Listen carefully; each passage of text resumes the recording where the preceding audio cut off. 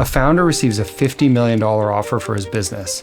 He tells his spouse. She's ecstatic. Take it now. He tells a few close friends. It blows their mind. He tells some other associates in his peer group. They all think the number is unbelievable. So in his mind, he's already done.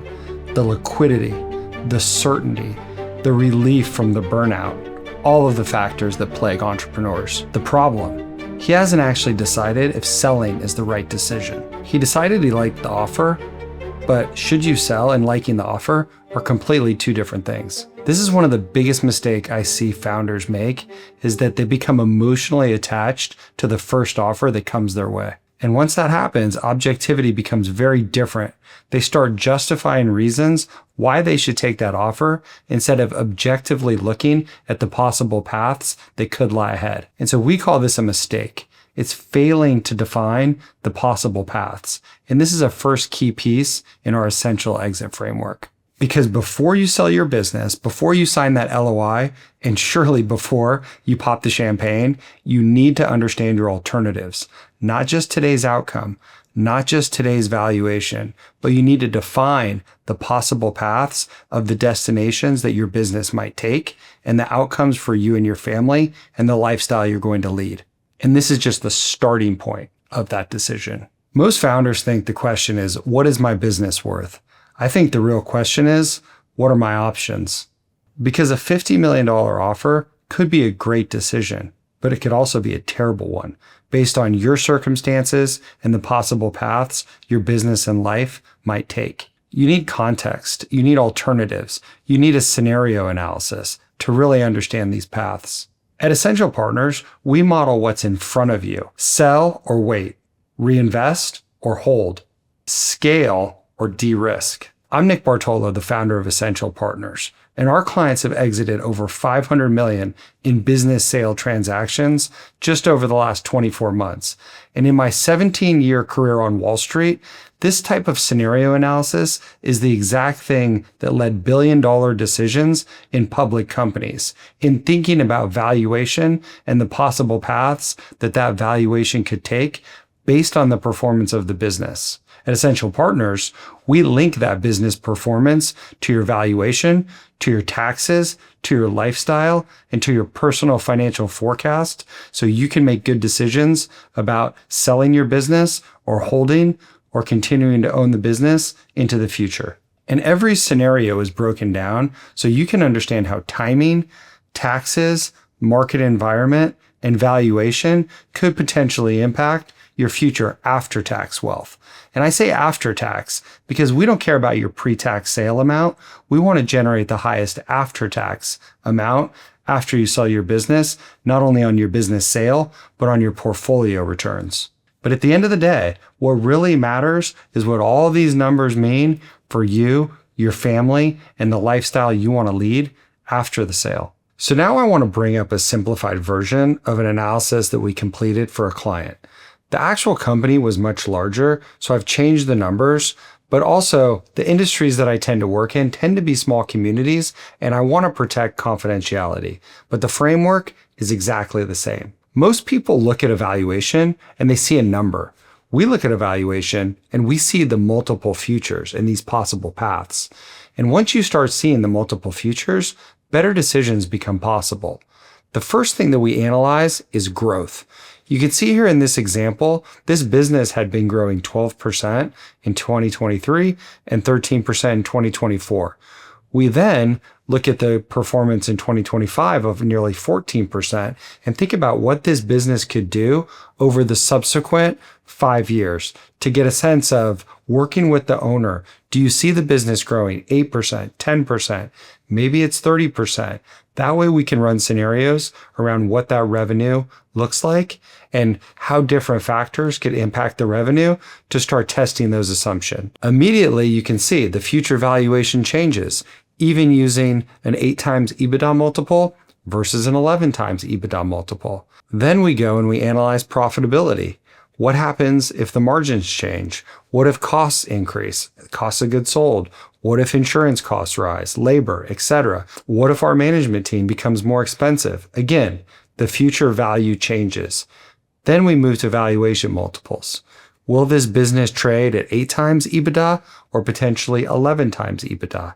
In other industries, the multiples could clearly be different, but we cannot assume that today's market environment will exist forever because history says otherwise.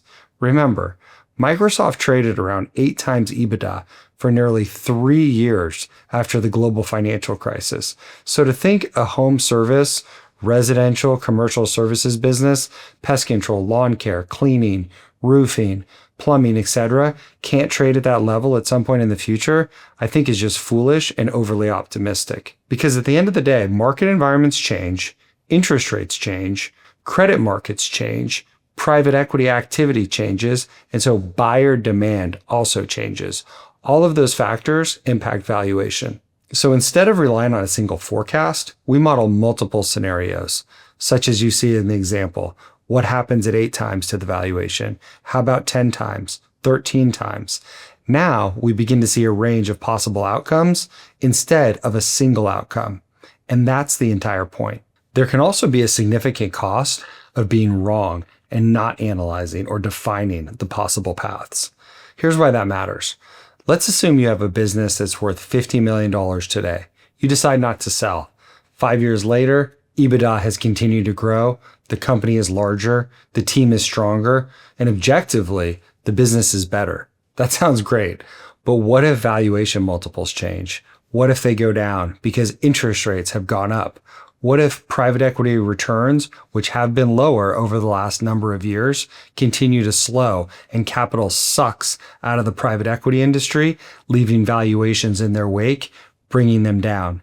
If financing continues to be more expensive on debt, that can also impact buyers' ability to finance these acquisitions cheaply. So look, you may have built a better business while creating less value than you expected. The opposite could also be true. Maybe you decide to sell today, but 3 years later, your industry becomes one of the hottest sectors in private equity. Multiples explode, valuations rise, and now you're wondering, did I just sell too early? The point isn't predicting the future. The point is understanding what these trade-offs are and defining the possible paths before you make a decision. Because every decision does have opportunity costs, but most founders, they never calculate it. And I get it. The goal is not to find the perfect answer. None of us are going to do that. But the goal is to avoid these 7 or 8 figure mistakes because you never calculated your alternatives. This process usually reveals many different things that founders haven't necessarily or specifically considered. Scaling a business from 1 million in EBITDA to 3 million in EBITDA is a very different skill set and requires very different capabilities than scaling from 3 million in EBITDA to 15 million in EBITDA. Different systems, different leadership, different management team, different leadership that you need to find within yourself, and certainly a different risk profile. Do you even have that team today? Do you want that journey, or do you want to just sell today? Another consideration, maybe you're comfortable growing another 5 years. If so, selling to private equity and rolling equity in the private equity-backed company that bought you may allow you to reduce your risk while maintaining substantial upside. Now we're talking about risk-adjusted wealth creation within these possible paths, not just valuation. And taxes also become an important part of the conversation on whether you should sell, what you should hold, whether or not you're going to roll equity, and other earnouts or installment payments you receive along the way. Because enterprise value doesn't matter. What matters is after-tax value that you bring home to your family. With proper planning, taxes on holdbacks, earnouts, rolled equity, and other installment payments can be substantially reduced with our tax strategy menu. And that changes the economics significantly. Another consideration, how much capital are you actually going to have to reinvest in the business in order to hit these scenarios in the possible paths analysis? Do you really want to go out and take on debt financing in order to finance the growth that these scenarios require? How much risk are you taking in the process? These are the type of questions that get surfaced as you define the possible paths. And many founders, they just assume this growth comes for free. It doesn't. It's more people, it's more systems, it's more infrastructure, and it's certainly more risk. And it's usually less personal cash in the short term. And that cost needs to be included in the analysis, and it also needs to be included in your lifestyle thoughts. And finally, don't forget about market timing. And I'm not talking about stock market timing. I'm talking about M&A market timing. And oftentimes, unfortunately, these two things are interwoven together.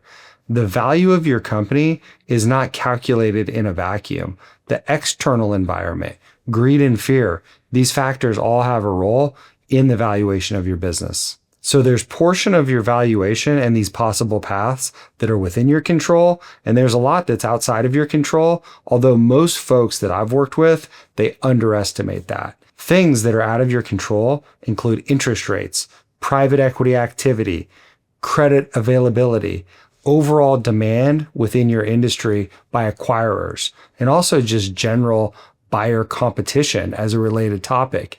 Because if there's more buyers competing for your asset, it's going to drive the price up, which is going to increase the value, which is going to increase the wealth for your family in the future. The further into the future that we model these scenarios, the less certainty. And that's why we rely on scenarios, not predictions, not hard and fast rules.